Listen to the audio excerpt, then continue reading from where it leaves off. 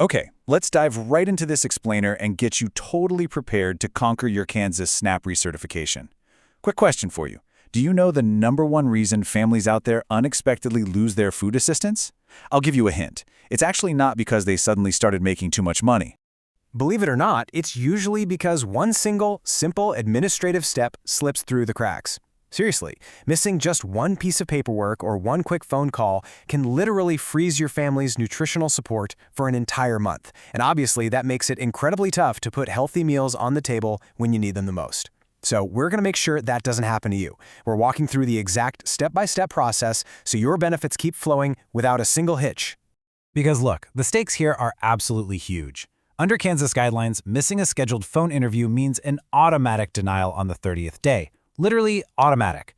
So whether you're a complete beginner doing this whole renewal thing for the very first time, or you're a seasoned pro just looking for some insider efficiency tips, you absolutely have to protect that 30-day window to keep your Kansas benefits card loaded up and ready to go. Let's map out the journey here. Think of this as your roadmap. You've got 5 main phases to conquer.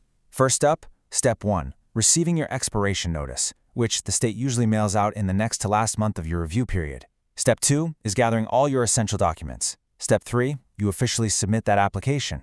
Step 4 is that all-important interview we just talked about. And finally, step 5 is locking in that final approval. But before you even touch that paperwork, we need to talk about how some pretty big new eligibility rules might actually impact your journey.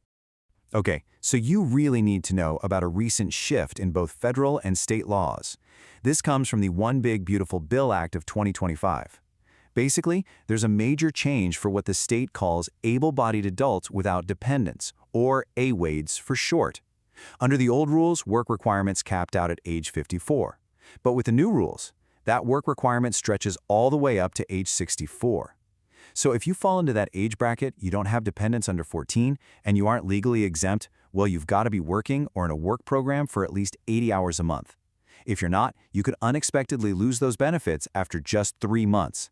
It's a massive shift to be aware of. On top of that, Kansas recently enacted House Bill 2731.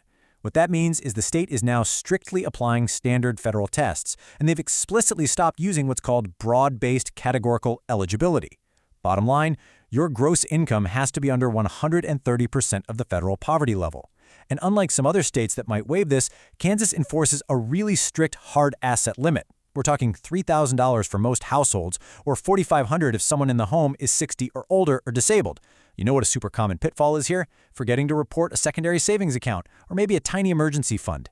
Guys, every single dollar counts when you are reporting your resources. All right, to survive this whole process, you need to get your ultimate Quest inventory ready before you even sit down to apply. Having all these documents prepared is basically the secret cheat code for a smooth approval.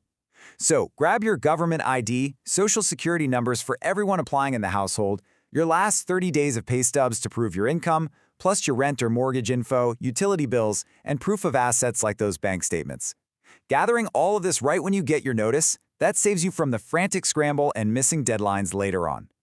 Now, for those of you wanting to fast-track this whole thing, I've got a massive efficiency tip for you. Bypass the slow paper mail completely. Seriously, just skip it.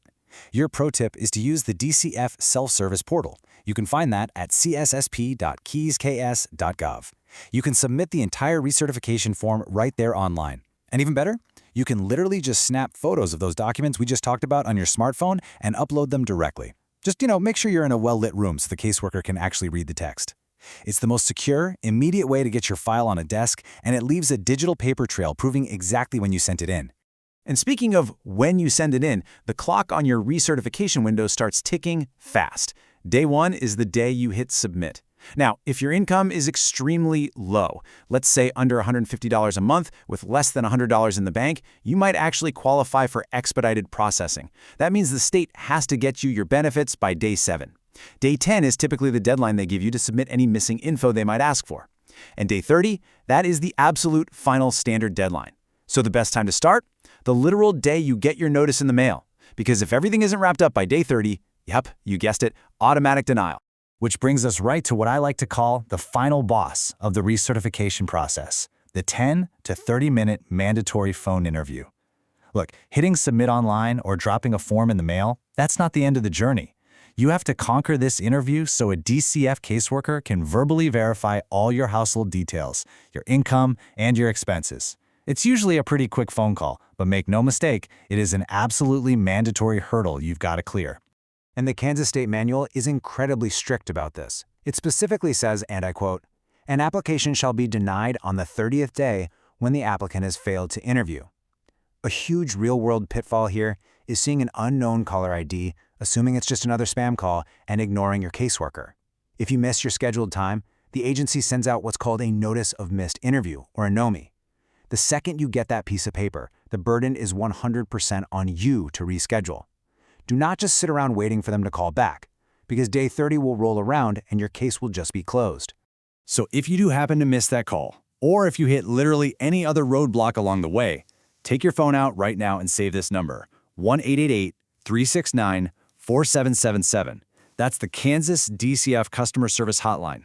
Whether you need to reschedule that all-important interview, figure out why the online portal is acting glitchy, or even just ask them to mail you a paper application, give them a call.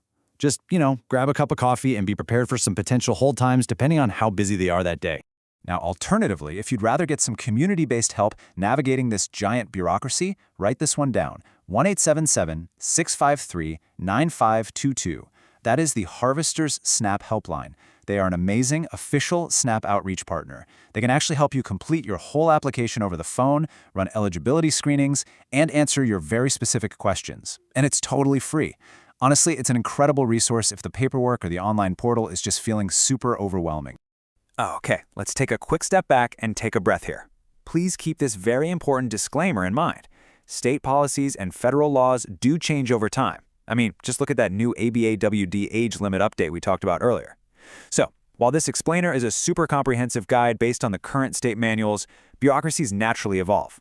Always consult official DCF resources, double-check their website, or speak directly to a professional caseworker for the most up-to-date and personalized info for your unique household. So, here's what it all boils down to. Knowing how incredibly strict that 30-day timeline is, the question really is, will you let one missed phone call or one forgotten document cost your family their groceries this month, or are you going to take total control of your timeline starting today? Get those documents gathered up early, use the online portal to speed the whole thing up, and whatever you do, fiercely protect that interview time slot. You've got the knowledge and the roadmap right now to tackle this recertification like a pro and keep your household fed. Thanks so much for diving into this explainer with me. Stay organized out there, and I'll catch you next time.